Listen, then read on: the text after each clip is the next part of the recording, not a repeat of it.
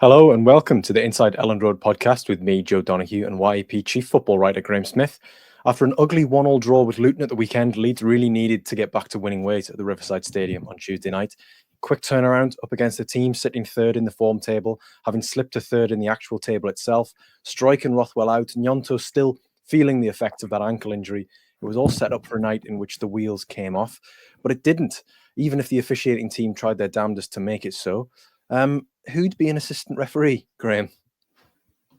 I'm thinking of sticking my hand in the air, sticking my flag in the air for the job, because I think I could do it, even with these eyeballs that need medical assistance, to see 30 yards. I reckon I could do the job. Deary me, deary me. I think Daniel Farke, in instances like this, I think it once, it can happen to anyone. Twice is desperately unfortunate. If the same lino incorrectly disallows a goal for you for the third time, you should be allowed within the laws of football. We'll call it Law 94.5A. You should be allowed to challenge him to a physical duel, and he should meet you at the center circle, and you should be allowed to fight him. That should be in the rules because it was just incredible. What incredible scenes! And then it was contagious because it wasn't just Darren Williams at it last night. His oppo was at it as well, having correctly disallowed a Borough goal. He then just got all carried away with raising their flag, and Bamford was denied what would have been a really sweet moment, to come on against his former side where he gets booed. And I don't even want to say redemption because Bamford hasn't really done anything wrong this season. He's just not had the chance to do anything right. His own body and Farke's selection process has denied Bamford the chance to be sticking the ball in the net or to get any kind of rhythm going. And he came on last night in a quite brilliant cameo, having come on and changed the game at Luton. He's got a bit of momentum. He comes on, he scores. It was a fantastic goal. Schmidt leading the counter-attack right from the edge of his own box, spreads it to Gnonto, puts it directly into his path. Gnonto slips it to Bamford, who's clean through, and he beats the keeper with a lovely finish. That should have been a moment for us all to savour. And instead, we got a great big waving flag. And I thought Daniel Farke kept a lid on it pretty well in the press conference afterwards, but he must have been quivering with rage for a long time. I wonder if he slept last night. Yeah, amid the adrenaline of getting back to winning ways and the fume which he no doubt had at the assistant referee's decision making on two occasions last night, coupled with how fraught that final 20 or 25 minutes were. A 1-0 lead, so slender against Middlesbrough, so slender. But full credit to Leeds, they clung on in there. And it should have been a lot more comfortable than it was. But ultimately, you get just as many points for a 3-0 win as you do 1-0 win. That hasn't changed the fact that people are absolutely enraged by the officiating. And by that, I mean fans on social media. Graham, you've had a couple of replies, even this morning. So after people have slept on it, they've woken up angrier than they were at the time, or at least I hope they were angrier when they woke up, because given how angry they are right now, it suggests that when it happened, they were just completely apoplectic with rage. You received a reply this morning. Are you and I'm going to use a bit of blue language here because I think it's worth... Take the kids out the room before he says this.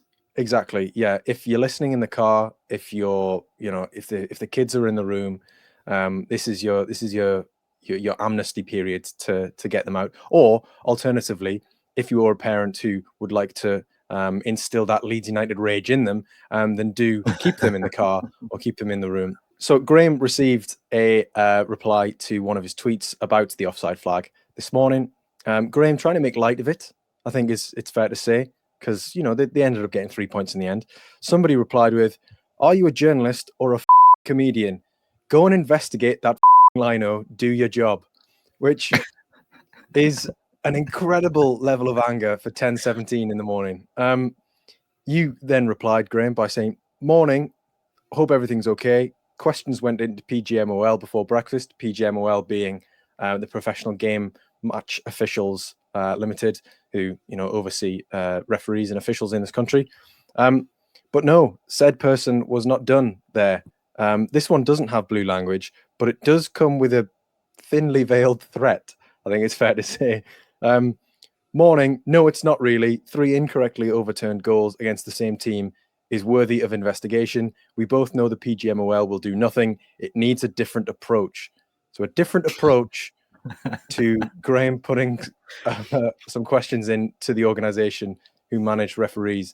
What do you think this individual wanted out of, well, when he said do your job, what do you think he thinks a journalist should do out of interest? Firstly, no, I'm not a comedian.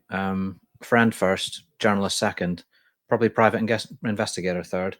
I think he wants me to buy a ghillie suit, and I think he wants me to be on a common near this Lino's house and to watch him for a few days. I think he wants me going through the bins, and I think he wants a wiretap, and that is all entirely reasonable and justifiable in this case. There isn't a great deal, unless I can, I'm not really going to be able to subpoena bank records, for example. So there's not really a great deal else we can do other than put a little bit of scrutiny to the PGML, who are responsible for officials, and maybe the FA as well. Ultimately, in football, even when you're most aggrieved and there's been an injustice against your team, you're not likely to get any real satisfaction, because these people are not particularly accountable. They're not answerable. And that is a reason for concern, and that is a reason for anger now and again, because you want someone to pay for these errors. You want to know that there's a consequence to these mistakes happening over and over again. But as far as our powers of investigation go, we're fairly limited to just putting on a bit of pressure and asking the questions, asking Leeds, if they'll take any action. But I get the feeling as well that quite often clubs feel like their hands are pretty tied here, like other than putting in a letter, or my own club have put out some fairly dramatic statements at times about officiating decisions. Doesn't seem to be like anything that anyone can do. So it's not just a case of lazy old Graham here on his 5-hour sleep after getting back from Borough, refusing to go and investigate. Graham Smith investigates. I'm at a bit of a loss as to what else I could do. I think we also have to keep in mind a little bit of perspective. I don't think that it's likely that someone would have such a problem with Leeds United that they would be intentionally robbing them of goals. I think the other point to make is that he has cost Leeds United precisely 0 points. In fact, if anything, he's a good luck charm, because every time he disallows a goal incorrectly, Leeds United win the game and they keep a clean sheet. But it's incredible. It's shocking. It's really, really bad. It's really bad officiating, and there's not a great deal else you can say about that. I don't think there's corruption at play, but I do think that there's competency issues that need to be addressed. And I think Farker made a really good point that whoever is in charge of selecting officials for games needs to get their head out of their backside now and protect this fella, and also protect Leeds United, and just protect the game. Because if there were to be another incident, and if there were to be an incident that went against the opposition, went in Leeds United's favour, that was particularly egregious, then there'd be serious questions to be asked as well. So I think it's best for all concerned that we never see this linesman again in a Leeds United game. In a Leeds United game, I don't mean I'm not asking for him to be disappeared. You're going very desaparecido. Yeah, we do not want this linesman disappeared. But I just think a spell at Northern Counties East, not Premier, Division 1 obviously, is maybe in order. Yeah. Again, I echo what Graham's saying. Unfortunately, officials make mistakes. It's incredibly unfortunate that he's made 3 mistakes in quick succession that have gone against Leeds. I don't think corruption's at play, but I don't think we'll be seeing that particular official in the 4-man officiating team at any of Leeds' 5 remaining fixtures this season. Because tell you what, if he is, then that's one hell of a story, and incredible amount of pressure upon his shoulders, because now everybody's aware of who it is. So yeah, I think PGMOL will take him off Leeds duties, and he'll be somewhere else in the country. Let's just hope that it's not a Sheffield United or Burnley game either, because that would also have ramifications if a similar error went for or against that team. Don't you think? I found myself watching last night's game. Sorry, go again. Sorry, don't you think that if a manager has felt the need to come out in a previous press conference and say, "This is the second time this guy has done this to us," you don't select him for a game. You don't select him for a game as big as Borough for Leeds United. You know, the pressure on that game was absolutely immense. You have to have some context to your appointments. You have to have some knowledge of where we are in the season, what it means to teams, and what has gone before, and protect your officials from this kind of situation cropping up again. Just don't let it happen again. It's quite simple. Don't let it happen again. Again, these are very thinly veiled threats that you're leveling. I'm not making any threats. Officials, just we don't want to see him again. Your friend on Twitter, let's try a different approach. It's all a bit much.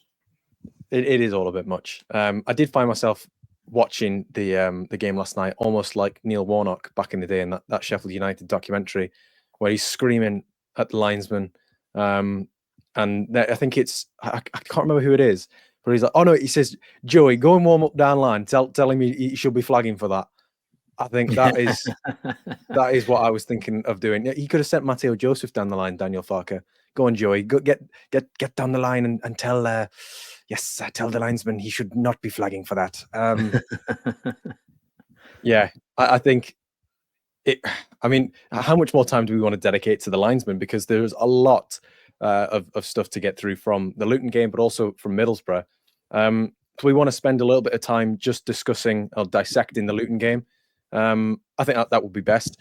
We were sat at like the far end of the press box, which was a great vantage point if you are not interested in seeing one of the goals and quite a lot of the box, because there was a giant pillar in the way.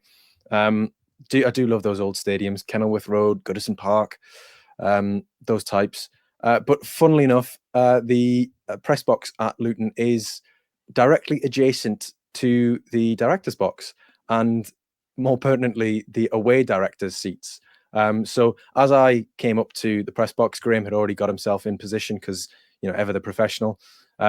I came up and found that Graham was just grinning from ear to ear as he introduced me to the fact that he would be sitting next to the Leeds United directors, and then proceeded to make a lot of jokes about the nudges and the quips that he would make during the game. That would have been a lot funnier if Leeds had won the game, but we did still get like a little insight into how the board watch a Leeds game, didn't we? Yeah, I think the highlight for me was an Australian voice expressing the name Isaac Schmidt in surprise when substitution was made. Pete Lowy was regaling Eddie Gray's grandson of his time in the away end at Bramall Lane and how much he enjoyed it. He certainly lives it, doesn't he? During as Leeds United are playing, he really, really is invested in what's going on. It was a bit of an eye opener. Greta Steinson was there, obviously. Adam Underwood was there. Kinnear was there. Lowy was there. Eddie Gray was there.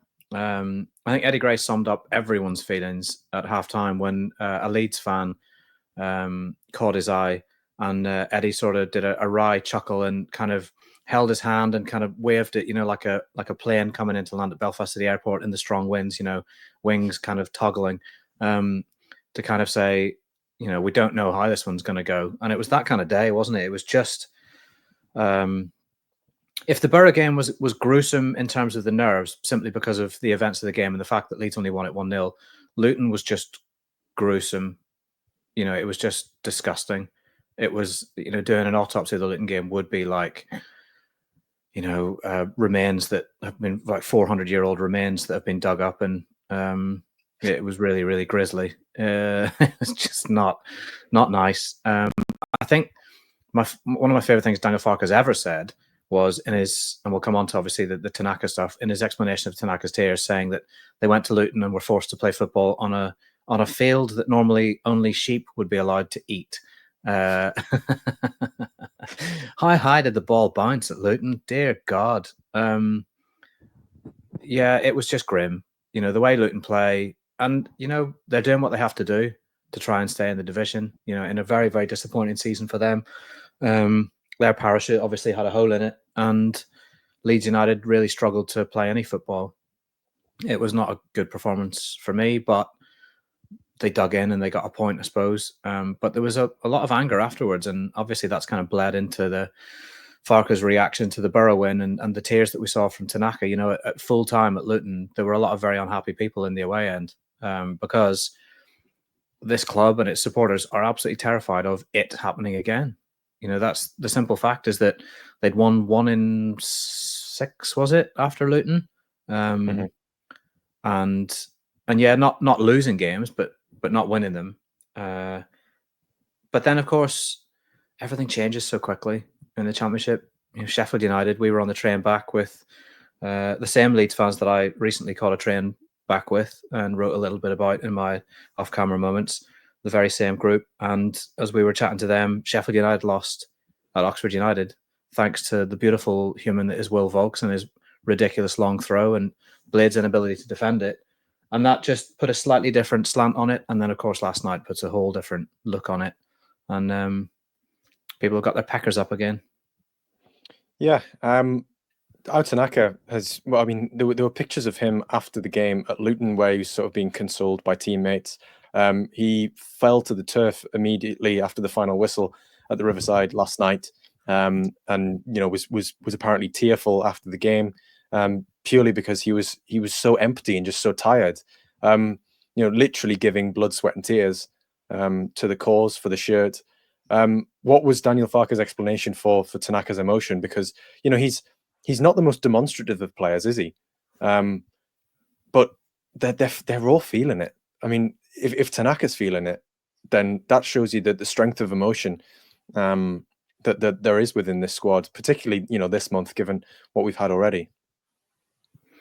Yeah, we've seen a little bit of a different side to Tanaka, and we've seen a little bit of the toll that kind of this run has taken. And that's why I asked Daniel Farke about it last night in the press conference. The context to it is that Tanaka hasn't really been playing well. He hasn't been at his level because he set some incredible standards earlier in the season, and of late he hasn't really matched them.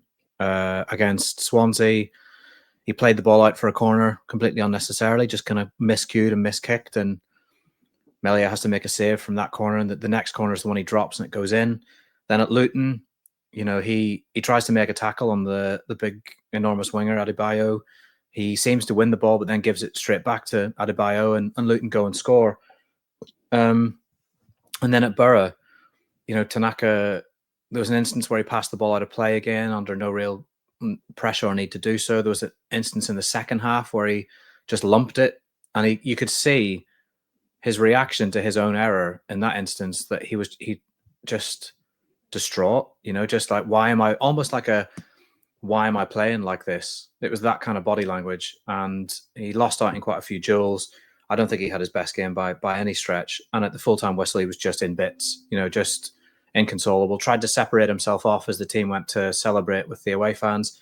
Melia had to console him. Rodon consoled him. Farke consoled him. And I believe he was tearful in the dressing room as well. And you wonder if it's just all a bit much, the pressure, the expectation, the stress, the fact that he's maybe for the first time not hitting the levels that he knows he's capable of it, and he's not cruising through games. But Farke said last week took a big emotional toll on the players. They changed their schedule to go to the memorial for Chris and Kev, and I think it was he said it was very touching for the players, and I was very touched.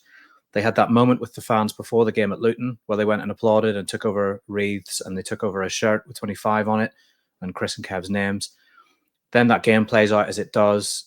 And he's kind of, Farke's thrown in the whole, we've lost Joseph to illness, we've lost Pascal to injury during that game. We lost Dan James late on at Luton to injury. I don't know if those things are particularly adding to Tanaka's kind of emotional burden, but I suppose they're part of the wider context as to what Leeds United are going through. And then Tanaka goes over with the team at full time at Luton and they get some stick. And Farke's saying he's getting some criticism for the first time. And then Farke's saying, we have to remember they're human beings and they've got feelings and they're young players. And whilst Farke can take that stick, he's experienced. Tanaka's not had this before and he was confused as to why they were angry with him. I think he was expecting another moment of kind of solidarity. So I think he's just running on empty emotionally. He's been through the ringer a little bit, ups and downs. I think it also has to be said that, Farke has criticised him. It's not all external noise that we're talking about here.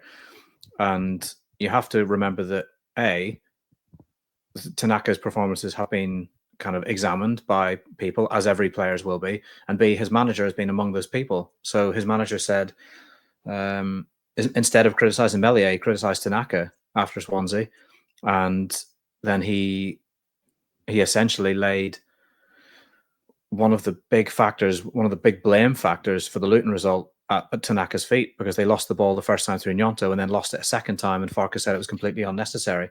So Tanaka hasn't been immune from criticism from his manager, and then I think it just all got a bit on top of him at Borough, didn't it?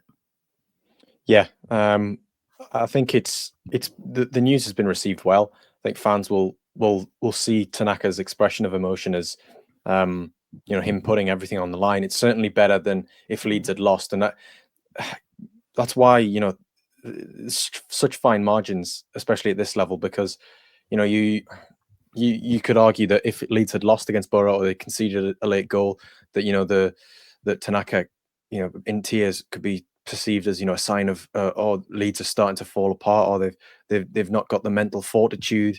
But because they won, it's seen as a positive almost. I think in terms of the results recently, it's good. It's important to look at it against the backdrop of the last half of the season as a whole. I think it's one defeat in 23, 24, 25 games.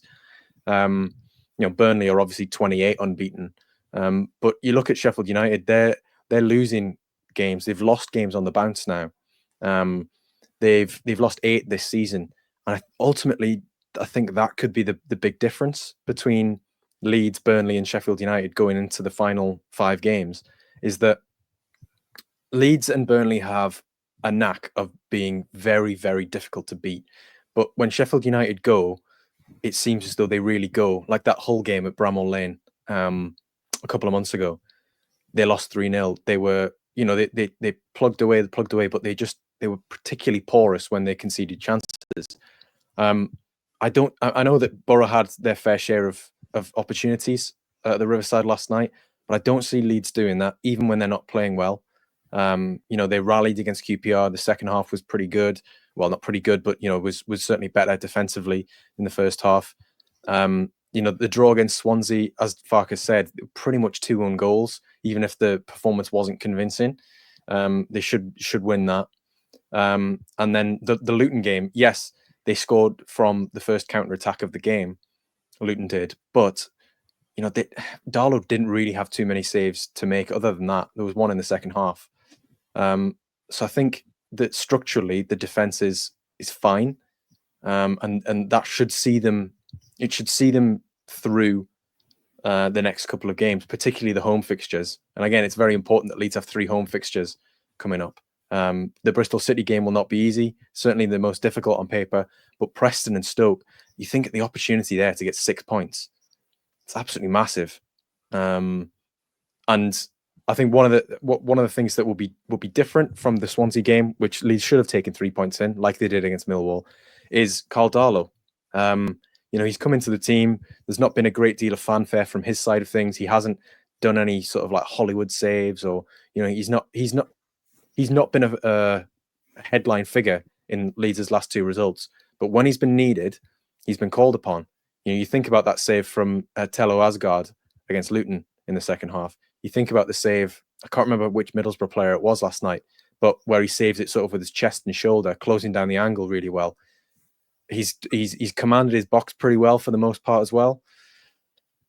I think if they'd persevered with Meslier any longer, things could have gone very different in the last 2 games. But I think Leeds have caught the goalkeeping thing just at the right time, or at the last available opportunity.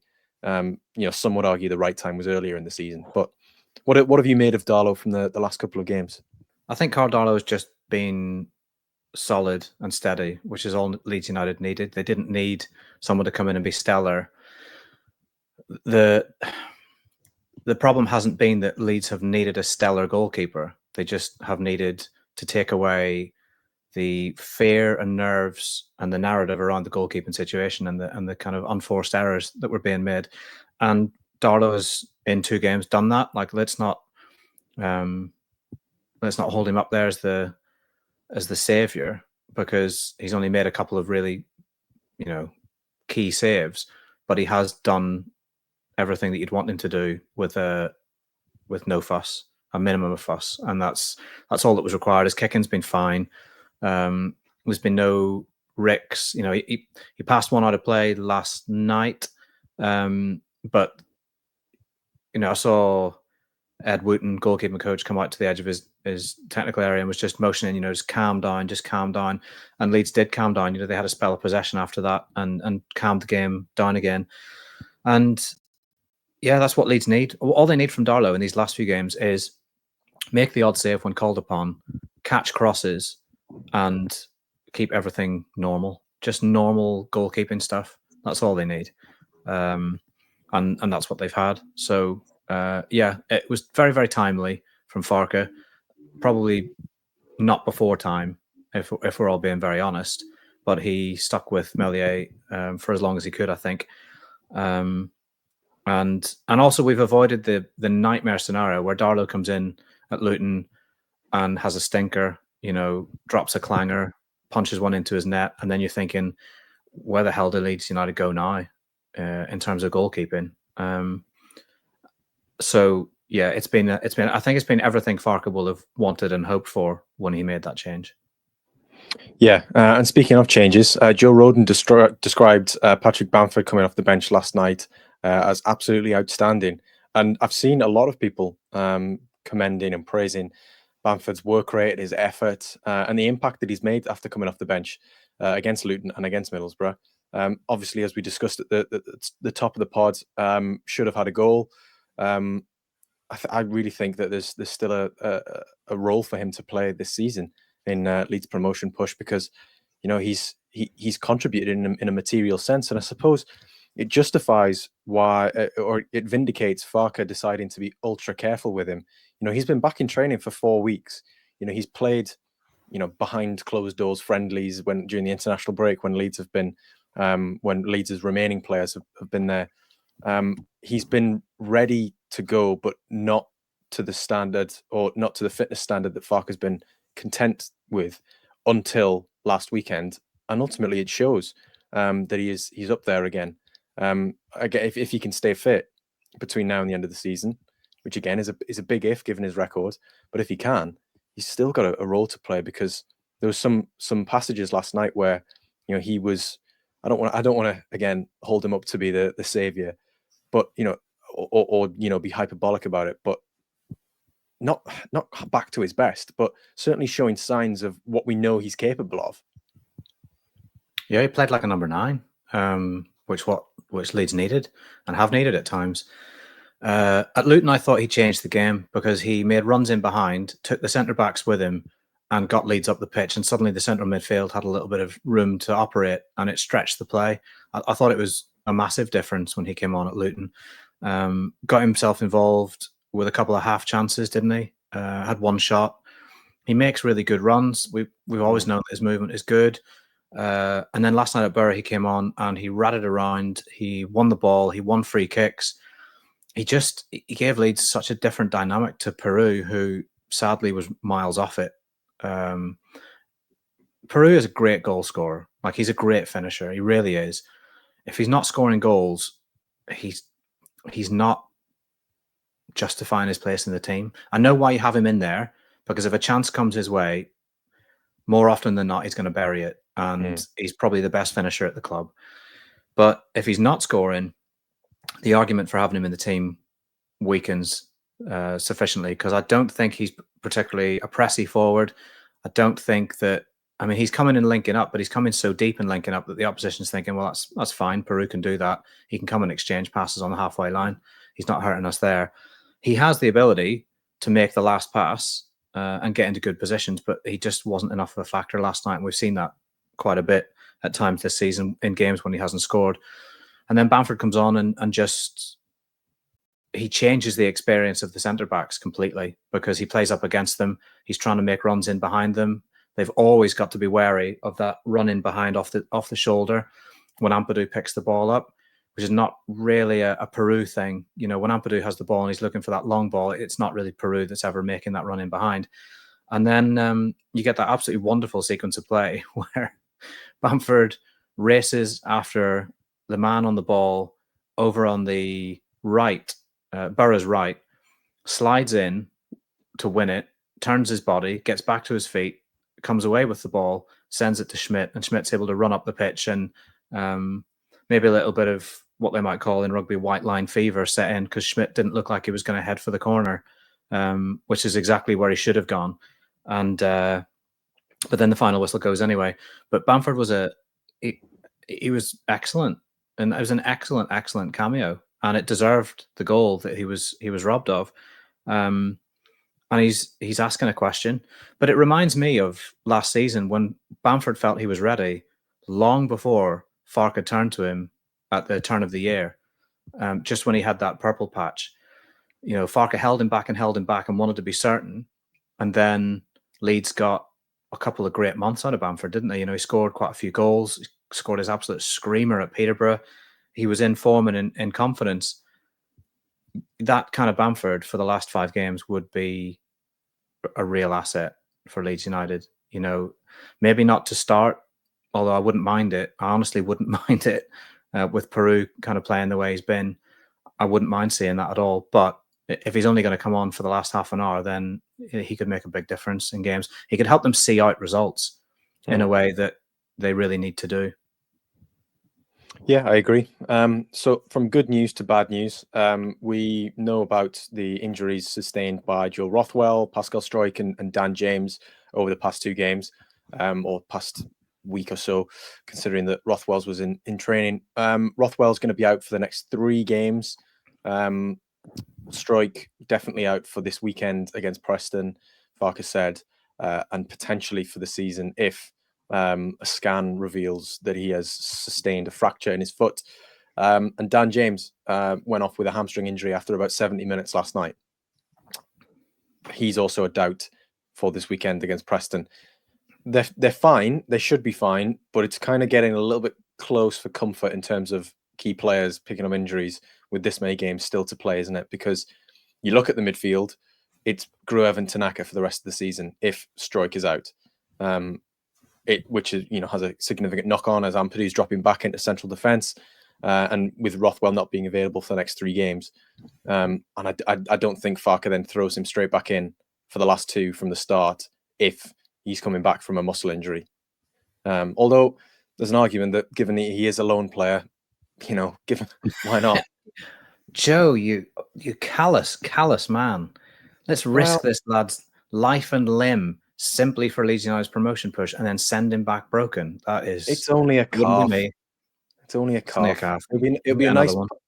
It would be great if you know, Leeds were able to do that and send sort of a message to Bournemouth, like, you know what, thank you for your player, but we're up now. We're Premier League. This is what we're going to do.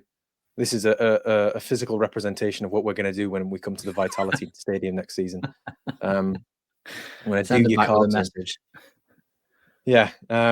Yeah, basically send him back with sort of a post-it note taped to the back of his head. Actually, no, his lovely locks. I wouldn't do that to Joe Rothwell. For all intents and purposes, seems like a really nice lad. Yeah, but what do you make of the injury situation? Because it's a little bit close for comfort. I'm worried, Joe. I'm worried. I'm worried about Dan James. Not just because he's a thoroughly lovely bloke and definitely one who passes the pint test, but because he's been massive for Leeds. You know, the little man has been in there for some huge big moments. Scores at Luton, scores at Borough. His pace was an enormous difference maker in that game. You know, the amount of times that Leeds threatened on the counter because of James, the number of times he puts a goalkeeper under uncomfortable levels of pressure when he races from about 30 yards out, 40 yards out, and the keeper suddenly has, you know, he goes from having all the time in the world to having no time to get his clearance away.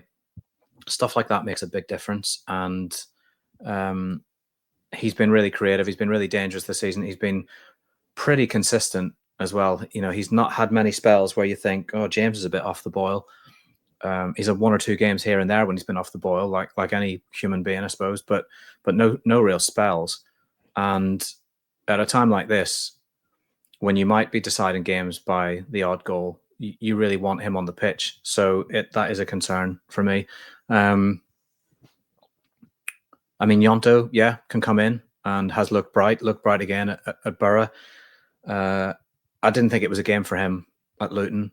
You know, he a little tiny man like that, with surrounded by big galoots and the ball just being bombed. Like, it's like having a ninja in the midst of 2 battles between heavy artillery, isn't it? You know, what's the ninja going to do as cannonballs whistle by his ears?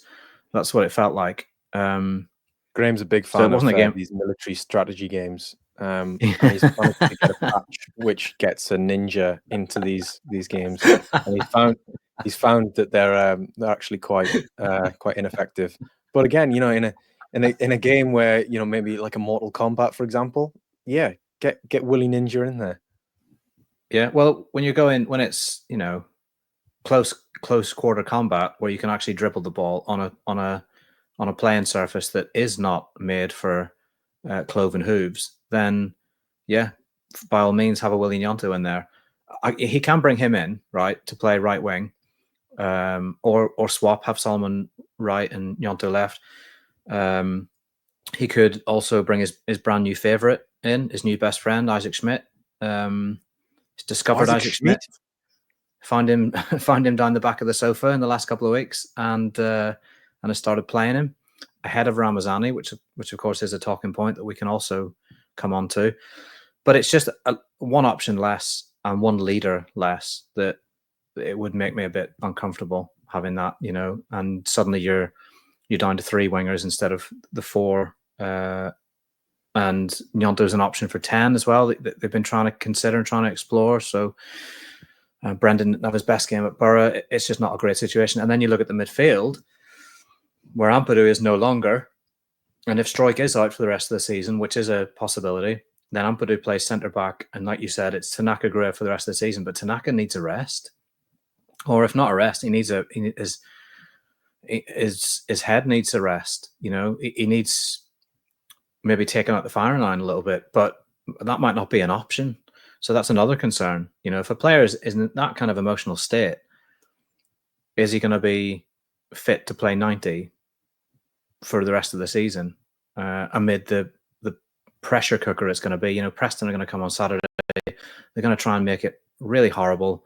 They're going to come and kick Leeds to bits. I'm quite certain of that. And they're going to try and make it a horrible, nasty, tense, difficult, ugly game, which, as we all know, Elland Road will react fairly nervously to. So, yeah, I do have concerns, Joe. I have worries. But at the same time, it could be a lot worse.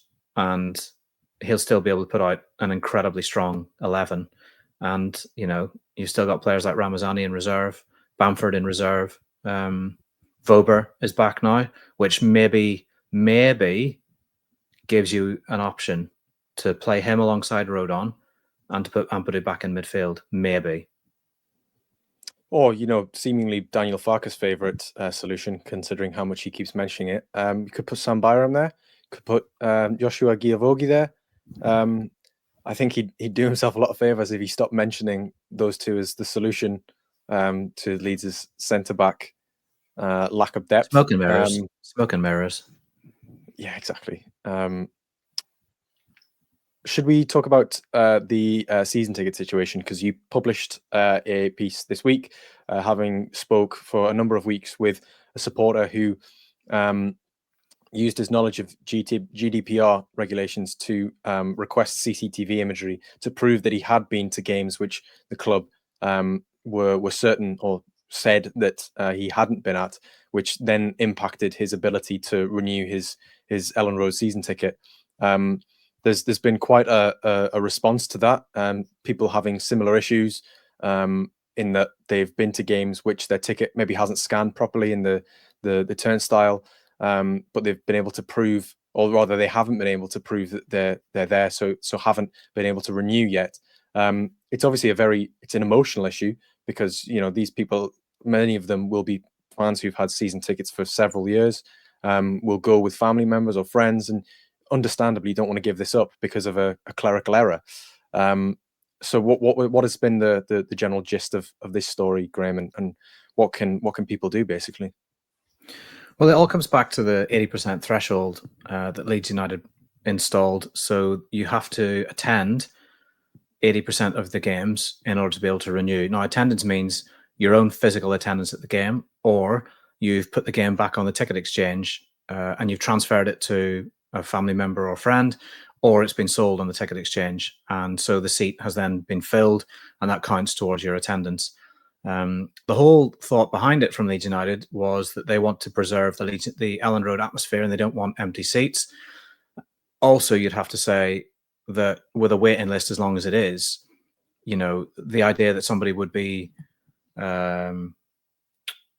harboring a season ticket but not actually going to games is not a particularly palatable one for those 20-odd thousand people who would be desperate to get their hands on a season ticket and would go to every game.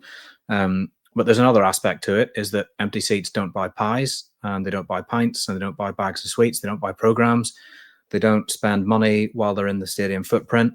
So there's a commercial aspect to it as well for Leeds United that they maybe wouldn't say out loud, but is definitely a factor.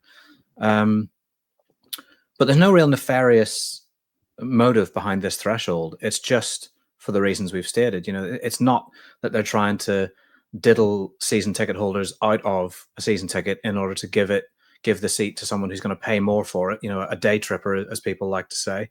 I think it's quite literally just to ensure that the stadium is full for atmosphere and for commercial revenue reasons, and also for fairness to the people who don't have season tickets.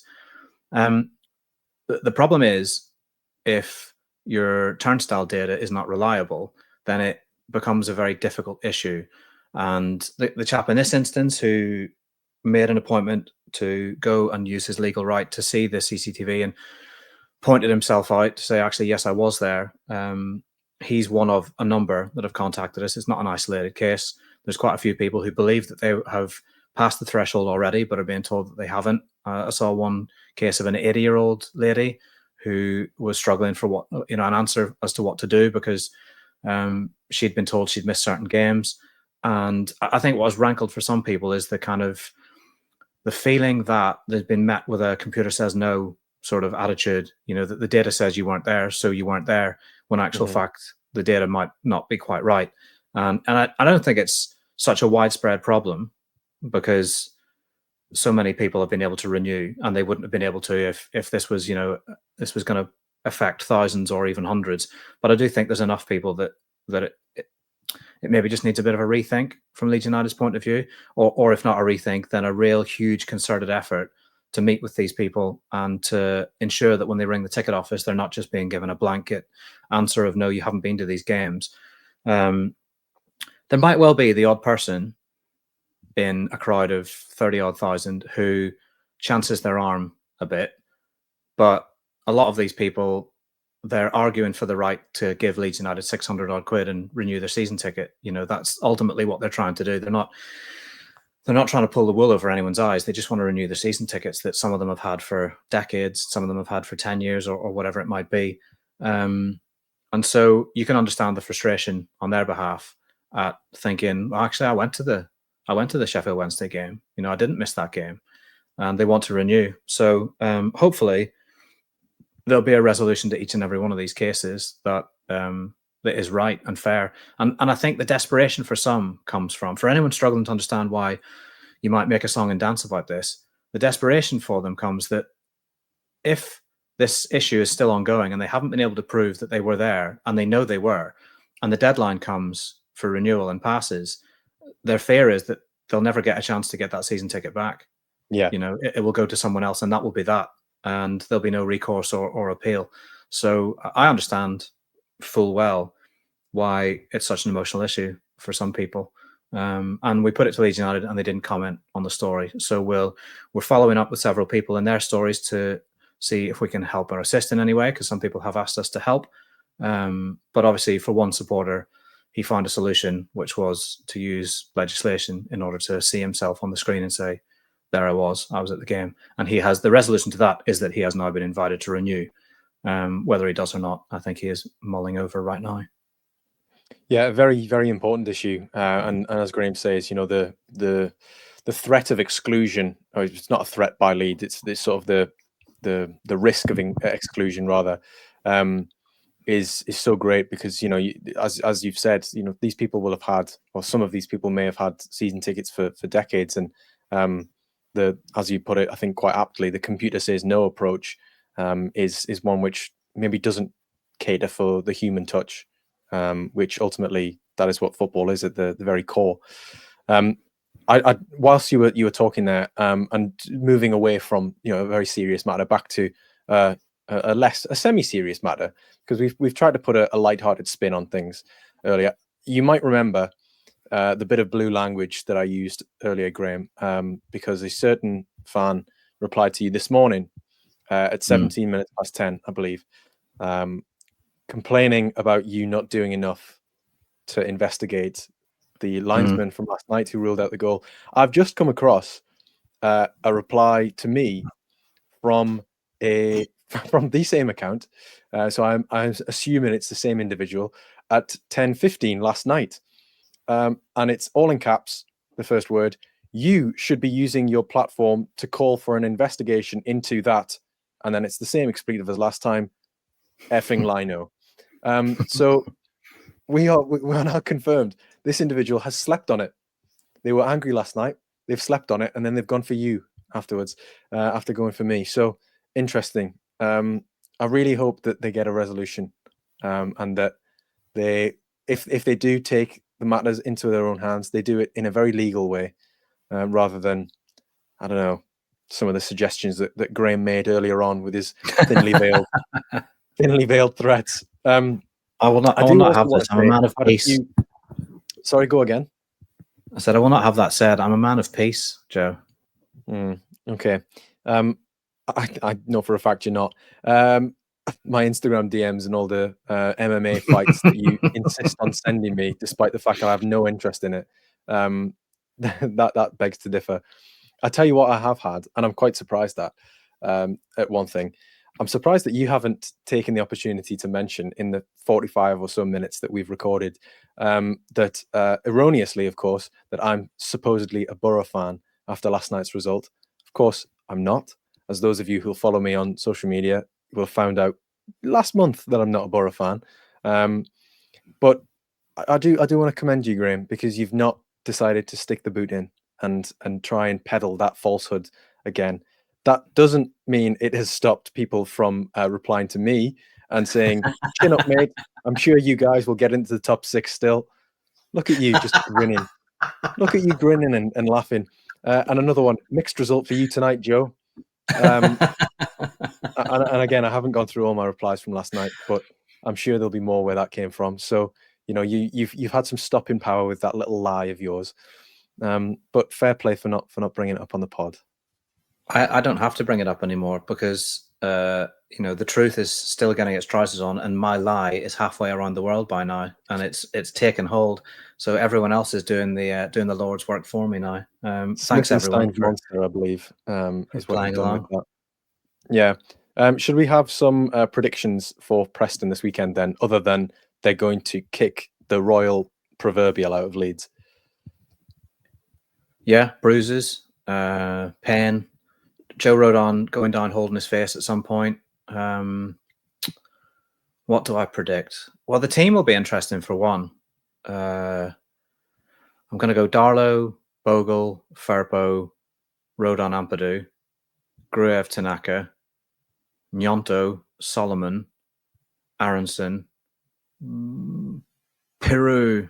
And I say that just because Bamford hasn't. I don't think he's ramped up his minutes enough yet in Farke's mind, and with our knowledge of what Farke likes to see before he puts a player in the start, I'd be surprised to see Bamford from the start. I certainly wouldn't mind it, but I'd be surprised by it. So that's what I could see for a team. I think Leeds will win the game, and I think they will win the game by 2-1. Okay, I think Leeds are going to win 2-0, and I'm going to go with the same lineup.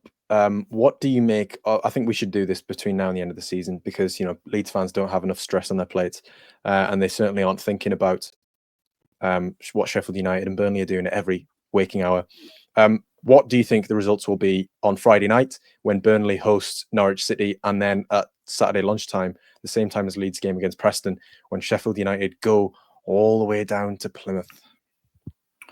I think that Burnley will win 1-0 against Norwich City, and I think Sheffield United will win against Plymouth Argyle. I think they'll win 2-1. The Sheffield United is fascinating at the minute because Chris Wilder called out a section of his fans as a disgrace for their abuse of the players after the 1-0 defeat at Oxford. I was chatting to a Blades home and away supporter on Sunday morning at my son's game, during which, by the way, my son scored from his own half, which was probably one of the highlights of my life. And this guy was saying, he was literally saying, we don't deserve to go up about Blades. He says they've not been playing well enough. And the number of Blades that I've spoken to over the past few months who've banged the same drum, we're not playing well enough, but we're winning games. But they always feared that knack of still eking out a win was going to desert them. And you just wonder a little bit about them now with those 2 defeats on the bounce. I've always been very fond of Millwall. Always said what a great bunch of lads they are, and they did the job for Leeds United in midweek. But it just shows that this title race is going to be very, very tight and very topsy-turvy right to the end. And anyone who can just be consistent at this stage, don't even need to be spectacular at this stage, just be consistent, just go unbeaten even, I think you've got a serious chance of finishing in the top 2 or finishing top. But yeah, I think Blades will have too much for Plymouth, I think. Go unbeaten, but win all the games. Yeah, go unbeaten by winning all the games. Yeah. It's 24 days until May the 3rd, which is the last game of the season. Dear Lord. That's 3 weeks and 3 days, 5 games to be played in that period. Can you handle it? I can handle it, Joe. It's not my first rodeo. But it's going to test the nerves of everyone. It's going to test the mentality of Leeds players. That I after the Luton game, I said that this period was what the Americans amongst us would call a gut check period. To see what you're made of. And Leeds United, they provided a pretty good answer at Borough. I think we'll see what the real Leeds United really is in this last few games. We'll see if they are better than their predecessor and have more about them than their predecessor and can hold their nerve. We'll see if the likes of Ampadu and Rodon really learned lessons last year and grew as players and leaders because of it. And we'll see if there's anyone who's going to just come up trumps with an unexpected late season contribution that goes down as incredibly significant. It's going to tell us everything about Leeds and everything about Farke, I think, in this last few games. It won't be boring, will it? No, it won't be boring. It's going to be anything but. Even with Burnley, who will do their best to make it boring. I was gonna add to your gut check comment by saying, I'm more of an NWA man, and I think it's more of a chin check than a gut check.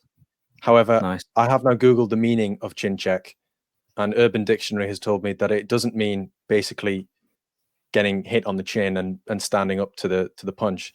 It's to strike an enemy on the chin with 2 fingers, letting him know you don't respect him, often considered the worst insult that can be given in the hood. So